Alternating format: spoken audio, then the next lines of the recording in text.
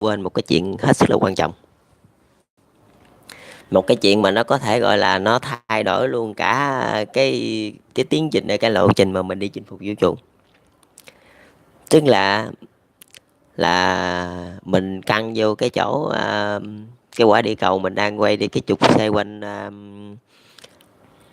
gọi là mặt trời đi.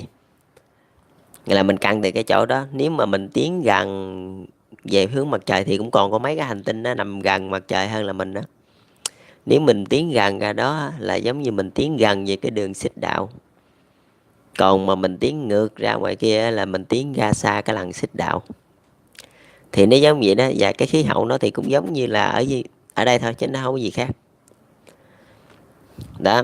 Cái phần đó rất là quan trọng, như vậy các anh chị cũng cứ căn cứ vô đó mà các anh chị đánh giá cái tình hình mà mặt trăng như thế nào, mặt trăng có bao nhiêu gọi là khí hậu hay tài nguyên khoáng sản gì đó là mình cũng căn vô đó mình đánh giá. Thì ở cái mặt trăng đó là tôi cũng tin tưởng là có thể là định cư được. Tại vì mặt trăng nó cứ xuất hiện với song hành với trái đất từ hồi nào tới giờ, mà trong khi các anh chỉ lại chọn cái mặt trăng là cái điểm đến đầu tiên hồi nào tới giờ, nên mình vẫn chọn cái nơi đó là cái nơi định cư đầu tiên. Thì tôi cũng có coi qua cái video clip mà nhà du hành gia người vũ trụ đã đặt chân lên mặt trăng đó. Đó, nhưng mà ngày xưa là mình tranh đấu là chủ yếu mình đi ra đó để mà mình chứng minh mình mạnh thôi, chứ mình không có mục đích là mình ra đó mình ở ngoài đó luôn. Còn bây giờ là mình nâng tầm lên là mình ra ngoài đó mình ở ngoài đó luôn. Thì tôi chỉ nói vậy thôi, tức là các anh chị tiến gần về mặt trời á, thì ở đây là cái hệ mặt trời á, thì nó cũng như bao nhiêu cái hệ khác. Nó có rất là nhiều, vũ trụ rất là bao la, các anh chị đi suốt cuộc đời cũng không hết được đâu. Cái hệ này thì nó cũng như cái hệ kia, vậy thôi. Hệ mặt trời thì nó cũng như là cái hệ khác. Thì nó vẫn trong đó, khi mà các anh chị tiến ra những cái hệ khác, các anh chị lại chọn những cái hành tinh nằm ngay chăng ở cái khoảng giữa giữa gần cái mặt trời nhất, là cây đó nó giống cái điều kiện với trái đất nhất, là mình lại đặt cái sự sống ở đó. Đó, cái đó là cái cách các anh chị rút kinh nghiệm đó, khi mà các anh chị tiến ra những cái hệ khác, khi mà công nghệ cho phép các anh chị bước ra xa rồi đó, các anh chị có đầy đủ công nghệ để mà bước ra xa thế giới bên ngoài, thì các anh chị lại căn cứ vô trong cái hệ mặt trời để mà đánh giá những cái hệ khác. Thì nó cũng đơn giản thôi chứ nó cũng không có gì đâu khó. Còn cái lý do vì sao mà khi các anh chị phóng cái vệ tinh nhân tạo ra đó mà những cái vỏ kim loại nó bị văng ra xa hàng chục ngàn cây số, là tại vì sao? Tại vì nó bị nhiễm từ nên nó bị hút đi, nó bị hút ra. Vì sao trái đất và mặt trăng rồi tại sao không bị trôi đi? Phải không? Mà cái vỏ đó, cái vỏ nhỏ xíu mà lại bị trôi đi hàng chục ngàn cây số, là tại vì nó bị hút, nó bị hút đi. Chứ cái lực các anh chị đẩy thì nó đi không có xa tới cỡ đó đâu. Ví như con người mình đi, con người mình nhảy ra khỏi tàu vũ trụ đi, thì cũng làm sao mà mình bị hút đi xa tới cỡ đó. Không bao giờ có cái cửa đó, không bao giờ có chuyện đó. Mình không bao giờ bị hút đi xa tới cỡ đó. Thì mấy cái nhà du hành vũ trụ mà người ta đi từ tàu con thoi đó, người ta xuống mặt trăng đó, thì làm gì có chuyện mà bị hút đi xa cỡ đó. Không bao giờ có chuyện đó. Chỉ là một cái vật chất nào đó nó bị nhiễm từ thôi, mà bị nhiễm từ thì bị hút hoặc là bị đẩy. Chỉ có hai trường hợp đó thôi. Rồi xong cái như chuyện vũ trụ là tôi đã tạm thời nói tới đó thôi. Rồi khi mà làm chuyện với các anh chị thì lúc đó tôi mới nảy sinh ra những cái mới nữa. Chứ còn bây giờ thì tạm thời như vậy đi. Còn cái kế hoạch mà phóng các mũi khoan lên trên mặt trăng á, là tôi sẽ khi mà nhiệm chức rồi tôi sẽ bàn cụ thể với tổng thống Donald Trump, với tổng thống Putin và Emmanuel Macron. Tôi sẽ bàn kỹ về cái vấn đề đó, để mà chúng ta quyết tâm phải thâu phục mặt trăng, chứ đâu có bây giờ mình không chiến tranh nữa, thì mình tập trung mình hướng ra vũ trụ. Mình phải thâu phục vũ trụ vô trong tay con người, chứ đâu có để trôi lang thang nữa. Rồi tôi lại nói tiếp tục về cái vấn đề gọi là đại dương xanh thẳm, tức là mình chinh phục đại dương. Đầu tiên là tôi nói về cái chuyện đóng tàu với đi, đóng tàu trên mặt nước, rồi tôi mới nói tới cái chuyện đóng tàu dưới mặt nước. Đóng tàu trên mặt nước á, là những cái loại tàu mà các anh chị đang biết đó, mà các anh chị đóng theo hình chữ V, nghĩa là các anh chị cưỡi sóng. Mà các anh chị cưỡi sóng, khi mà con tàu nó qua một cái ngọn sóng là nó lại giảm tốc độ, buộc lòng các anh chị phải dùng một cái lực đẩy mấy chục ngàn mã lực ở đằng sau đó để mà đẩy cho nó đi. Tại vì nó đang cưỡi sóng mà. phải không? Mà một khi qua một con sóng á, là nó đã bị giảm một cái tốc độ rồi. Cũng giống như mình chạy xe mà mình qua cái bờ đê thôi, mình qua bờ đê cái mình giảm tốc độ rồi mình lại lên ga để mình qua cái bờ đê kế tiếp, mà gặp giữa trời mưa bão thì tức là các anh chị tốn hao rất là nhiều nhiên liệu, rất là nhiều mã lực cho một cái động cơ mà chỉ có thể đi được vài chục hải lý một giờ thôi, chứ không thể nào đi nhanh được.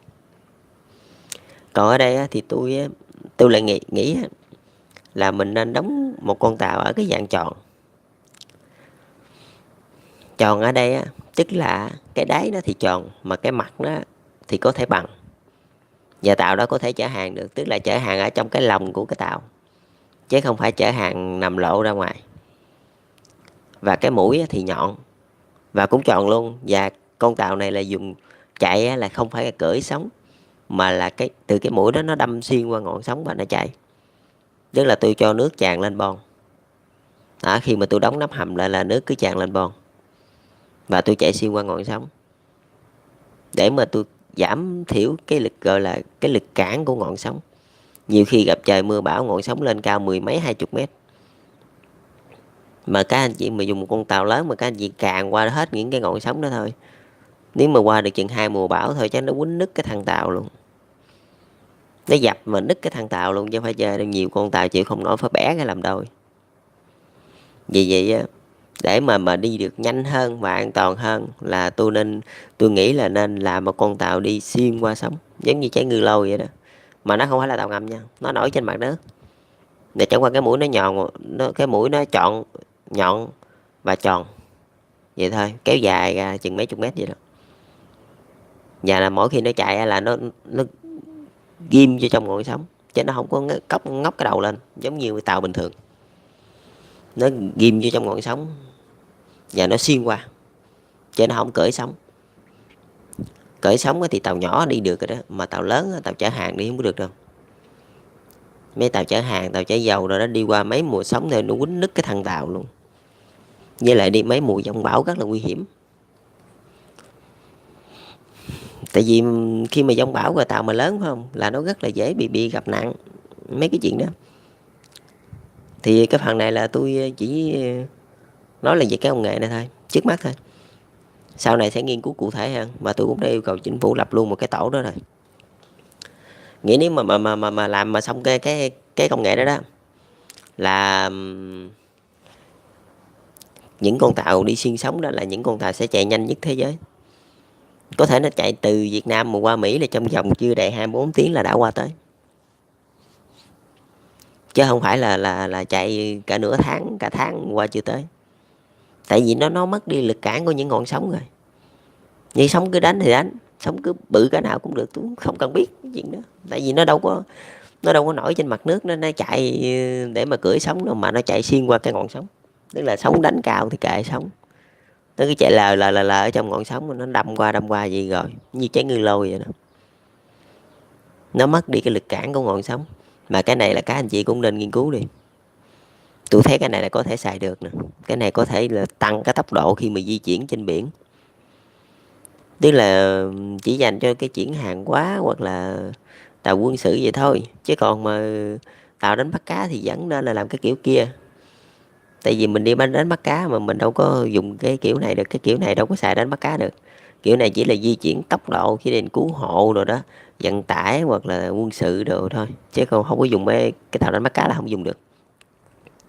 Rồi cái thứ hai là tôi nói về vấn đề tàu ngầm, mà những chiếc tàu ngầm nước sâu. Những chiếc tàu ngầm nước sâu là tôi lựa chọn làm theo cái kiểu là cái mô hình của một con cá đuối. Con cá đuối nó dẹp đó các anh chị, nhưng mà cái lưng nó với cái bụng nó bầu ra. Thì cái chiếc tàu ngầm của các anh chị bây giờ vẫn là có thể xài được, nhưng mà các anh chị không lặn sâu xuống dưới được thôi. Tại vì lặn sâu xuống dưới lực ép hai bên nó sẽ bóp méo cái tàu các anh chị. Cái lực cái sức ép nước ghê lắm nha các anh chị. Các anh chị lặn xuống dưới chừng 3 cây số dưới thôi, 30.000 mét đó, là nó bóp nát cái tàu các anh chị luôn. Nó ép từ hai bên ép vô. Chỉ có cách duy nhất là chúng ta làm theo kiểu cái hình con cá đuối đó, là chúng ta dang hai cái cánh ra cho nó, là sức ép sẽ giảm dần và không thể nào ép vào hai bên hông được nữa, chỉ ép phần trên dưới thôi. đó, mà chỉ ép cái phần trên dưới á, thì chúng ta lại chảy nhiều ra đó.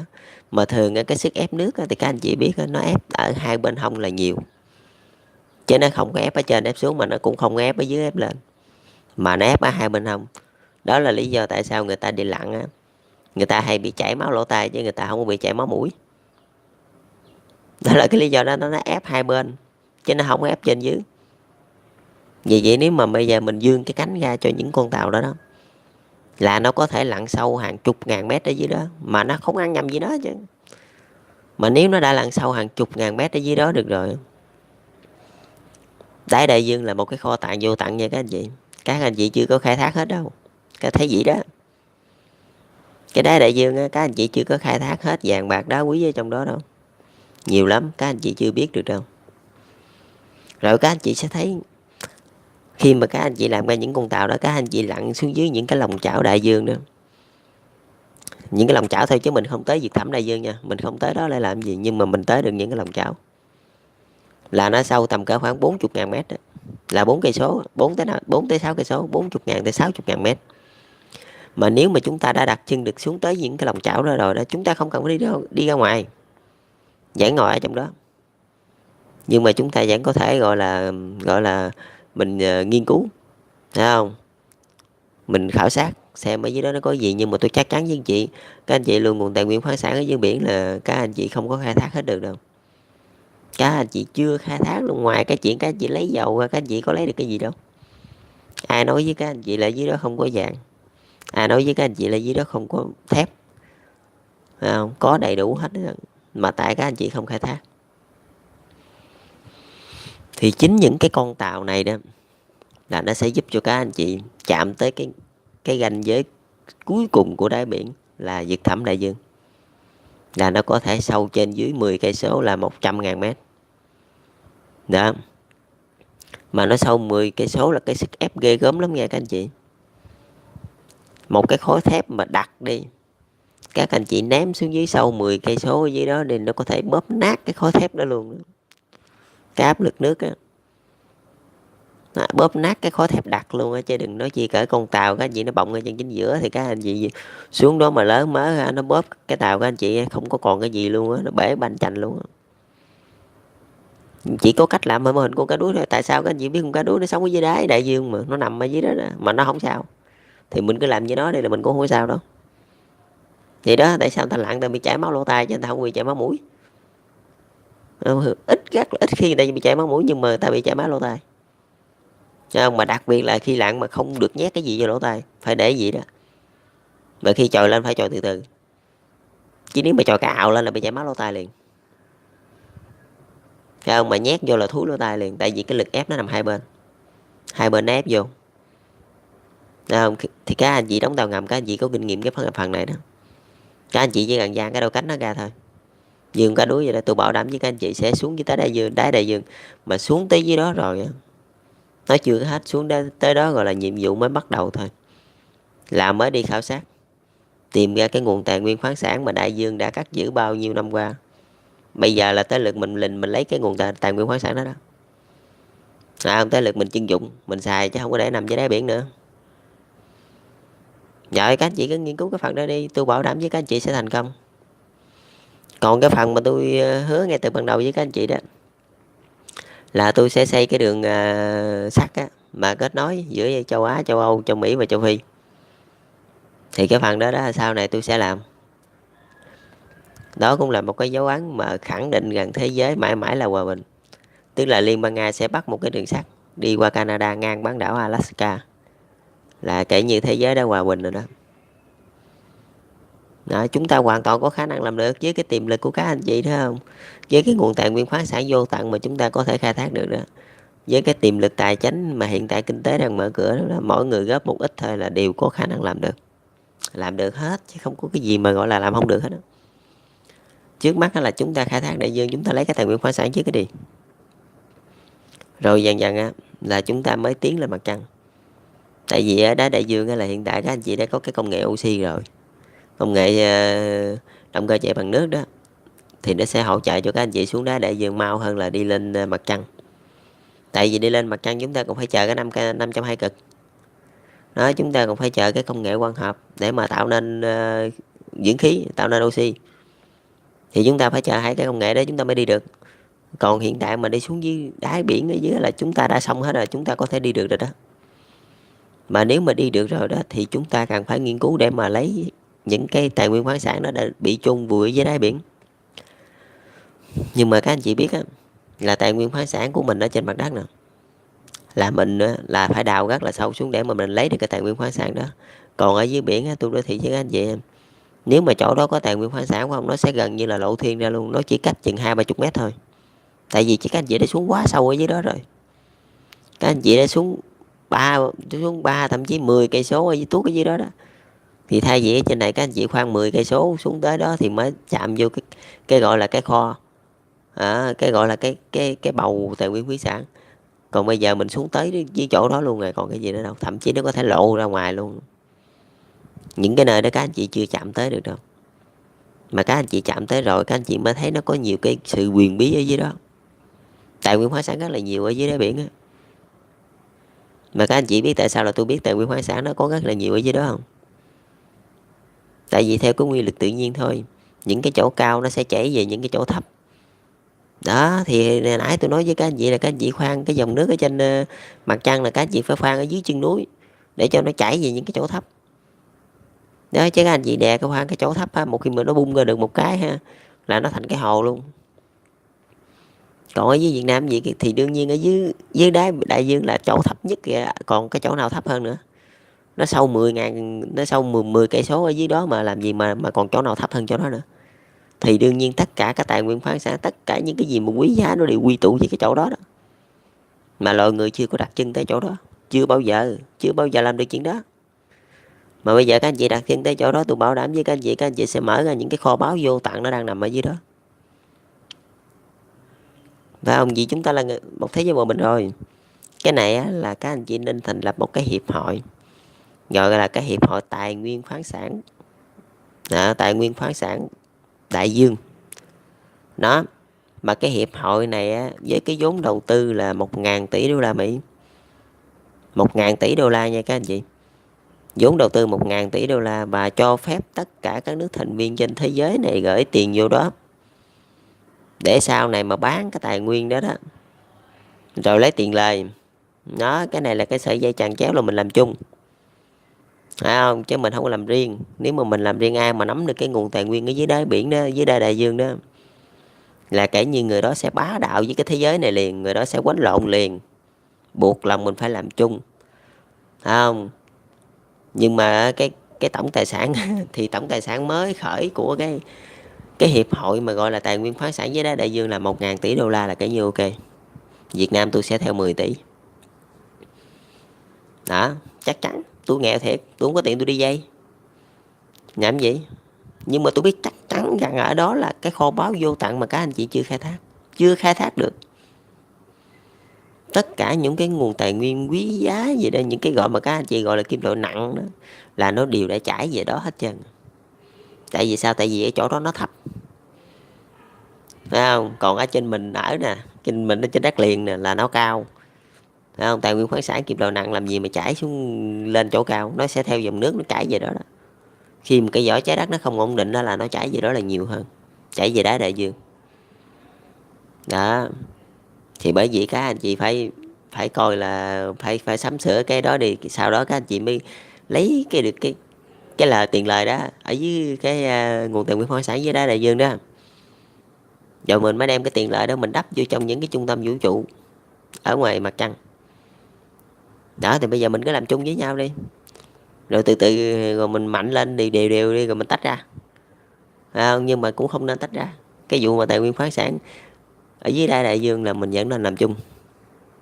Thì cái công nghệ này tôi nói ra, tôi nói các anh chị mới biết chứ tôi không nói các anh chị đâu biết. Nhưng mà tôi khuyên các anh chị nên làm chung. Các anh chị mở ra một cái hiệp hội đi, rồi tôi gửi vốn, rồi các anh chị gửi vốn, rồi xúm nhau gửi vốn vô trong đó, rồi làm chung. Làm chung rồi mình chia ra, cái này là không có quýnh lộn được. Tại vì cái đó là cái kho báu các anh chị. Mà nếu mà các anh chị mà một ai mà đọc chiếm cái kho báu đó thì các anh chị nghĩ cái thế giới này nó lộn xộn sẽ bị lên nữa. Các anh chị chưa thể nào biết được cái dưới đó đâu. ở dưới mà gọi là dưới sâu thẳm ở dưới đá đại dương, ở dưới nó có chứa cái thứ gì ở dưới đó đâu, nhiều lắm, thậm chí nó có cả kim cương luôn các anh chị, mà các anh chị chưa khai thác thôi. Khi mà các anh chị xuống đó thì các anh chị mới thấy. Nhưng mà chúng ta bỏ dầu khí, chúng ta không có đục khoét cái dưới đó để mà lấy dầu khí, chúng ta chỉ lấy những kim loại gọi là quý giá như là vàng, kim cương đó, lấy mấy cái đó đó thì lấy. Còn mấy cái kia bỏ đi, dầu khí bỏ đi, cái việc đó đâu có bao nhiêu tiền. Nhưng bây giờ ai đâu mà xài nữa đâu mà lấy dầu khí làm gì. Với lại các anh chị lấy dầu khí ở dưới đó, các anh chị xây giàn khoan, cái sao nó sâu 10.000 mét đó, các anh chị xây cái cách sao xây được cái giàn khoan, không xây được, không khả thi. Phải không? Mà các anh chị phải đóng những con tàu đó, nó khai thác là cách sao mà nó chạy vô được cái tàu ngầm luôn đó. Tức là tự cái tàu ngầm nó khoan rồi, nó khoan vô cái sao đó rồi nó chạy vô được trong cái tàu ngầm luôn. Đó là mình chỉ khai thác những kim loại nặng rồi những kim loại đắt tiền vậy thôi, chứ mình không có khai thác ba cái dầu khí đó rồi làm sao xây giàn khoan. Không cần xài, cái đó không xài, mình bỏ mình làm khác. Rồi và tôi cũng muốn hình thành một cái tuyến đường sắt gọi là nối giữa 4 châu lục với nhau đó. Nhưng mà hiện tại bây giờ chưa có được đâu. Thì năm 2025 đi, tôi sẽ huy động lực lượng của thế giới này một lần nữa, mình đi kết nối hòa bình với nhau. Thì tức là từ đây tới đó là gần 7-8 năm đó là tôi sẽ cố gắng mà củng cố cái thực lực của Đông Nam Á để mà có thể theo kịp bạn bè quốc tế. Chứ bây giờ Đông Nam Á nói thiệt thì còn hai bèo, cũng chưa có theo kịp. Và tôi sẽ cố gắng để mà củng cố lực lượng lại, củng cố cái tiềm lực lại để mà theo kịp với bạn hữu gần xa. Rồi các anh chị cứ làm theo những cái lời tôi nói đi. Thành công đang đón chờ các anh chị, thế giới sẽ hòa bình. Chúc các anh chị thành công.